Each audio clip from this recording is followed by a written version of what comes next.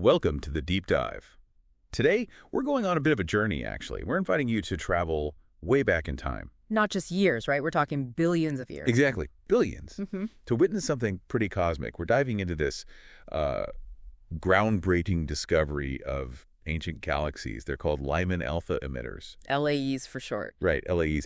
And the really cool part is they've been captured at what scientists are basically calling their cosmic birth. That first big wave of making stars? Yeah, the very first major burst of star formation. So our mission here is to unpack what this observation, this really stunning observation, means for, how the universe grew up. Including our own galaxy, the Milky Way. Its origin story, essentially. Precisely. And all this comes from new research led by scientists at Rutgers University, just published in the Astrophysical Journal Letters. Hot off the press, cosmically speaking. So let's set the scene a bit. Yeah. The Rutgers team, they focused on this incredibly busy time in the universe's early days. We're talking roughly 2 to 3 billion years after the Big Bang. It's known as cosmic noon, which I have to say sounds less like a nap and more like a huge construction site. It definitely was. Yeah, cosmic noon isn't just, a fun name. It really was the peak era for galaxy activity. Peak era, so like maximum overdrive for the universe. Pretty much. Think about it. Star formation going absolutely nuts.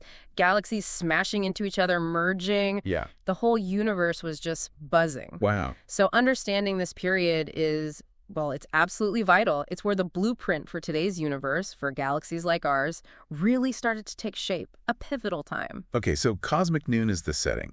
And the stars of this show, you mentioned, are these Lyman Alpha Emitters, the LAEs. What makes them stand out? Why are they such bright beacons from so long ago? Well, they're special because they are galaxies caught in the act of forming stars incredibly rapidly, intensely. Yeah. And as these new, young, massive stars burst into life, they flood their surroundings with ultraviolet light, specifically a wavelength called Lyman Alpha. Lyman Alpha, right. Now, here's the key bit. The universe is expanding, always expanding.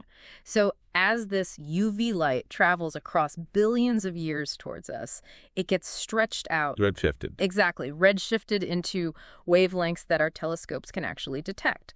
And that lets us see these galaxies, even though they are incredibly ancient. We're talking over 12 billion years old. 12 billion. That's hard to even grasp. It really is. They're some of the earliest, brightest signposts we have from the young universe, shining across these unimaginable cosmic distances.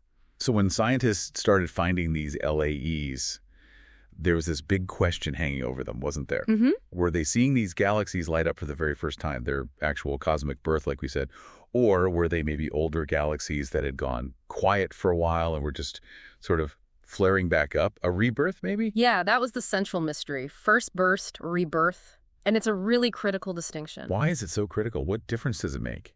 Well, think about it. If it's the first burst, it tells us about the absolute beginning of galaxy formation for these types of objects.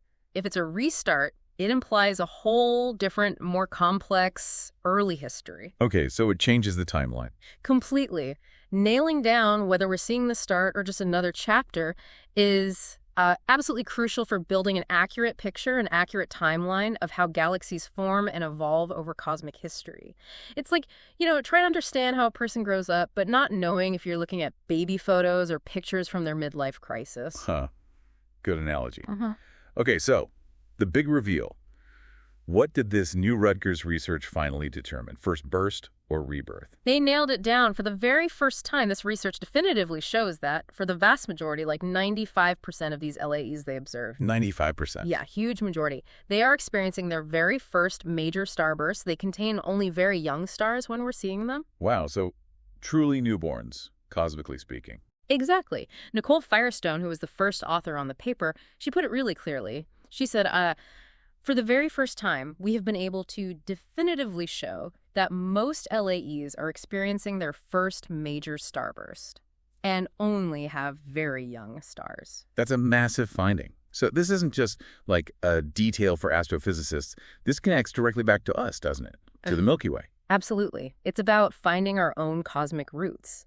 See, earlier work by Eric Goweiser, he led this new study too, had already kind of established that LAEs are likely the ancestors, the progenitors of typical galaxies we see today. Like our Milky Way. Like our own Milky Way. So when Firestone says they've essentially discovered our own galaxy's origin story, unlocking one of the mysteries of creation, That's not just dramatic language. It's grounded in this connection. So we're literally seeing what our galaxy might have looked like in its infancy. That's the implication. Goizer himself basically said, look, we always wondered if we'd looked back far enough to see the starting points for galaxies like ours. And now, he says, now we know the answer is yes. Wow. Okay, that is genuinely mind-blowing. Which leads to the next obvious question. How on earth did they do that? How do you look back 12 billion years and figure out if stars are first generation or not? Right, yeah, the how is pretty ingenious. It combines clever observation with some cutting-edge analysis. Okay. So they use data from this big sky survey called the Odin Project. Odin. Yeah, it stands for 100-degree 2 DCAM imaging in narrow bands. Fancy name. But the key part is it uses the dark energy camera, this really powerful instrument down in Chile. Okay, the dark energy camera. Got it. And crucially, they use special narrowband filters. Think of them like sunglasses for the telescope that only let very specific colors, specific wavelengths of light through. Like the stretched Lyman Alpha light you mentioned. Exactly. These filters are tuned to pick up that specific redshifted Lyman Alpha signal. So these LAEs, which might be faint otherwise, just sort of pop in these images, they look much brighter through these filters than in just regular light. Clever. So they find the LAEs that way. But how do they know the age of the stars inside? That's where the machine learning comes in. This is really the innovative step developed at Rutgers by Gauzer and another researcher, Karthak Iyer. Machine learning for galaxies. Yep. They basically trained algorithms to analyze the detailed patterns in the spectrum humming from each galaxy. It's like teaching the computer to read the galaxy's light signature. And that tells them. It allows them to infer all sorts of physical properties. Critically, it lets them figure out the rate of star formation over time within that galaxy. They can reconstruct its star-forming history. So they build like a life story for each galaxy just from its light. Essentially, yes. A detailed life story showing whether it's just kicked off forming stars or if it has an older population too. And that's how they found that 95% were in that first initial burst. That's incredible. So tying it all together, knowing that 95% of these LAEs are genuinely in their first big star-making phase. Yeah. What's the big picture significance? What does this unlock for understanding how galaxies like our Milky Way came to be?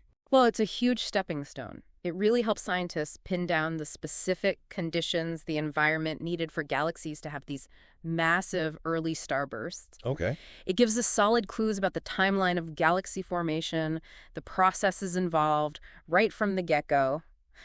Like Gauzer said, this discovery helps us understand what our own Milky Way galaxy looked like when it first started forming stars. So it fills in a huge blank in that cosmic family tree. Exactly. It helps us understand those crucial initial conditions that ultimately led to everything we see around us in the universe today.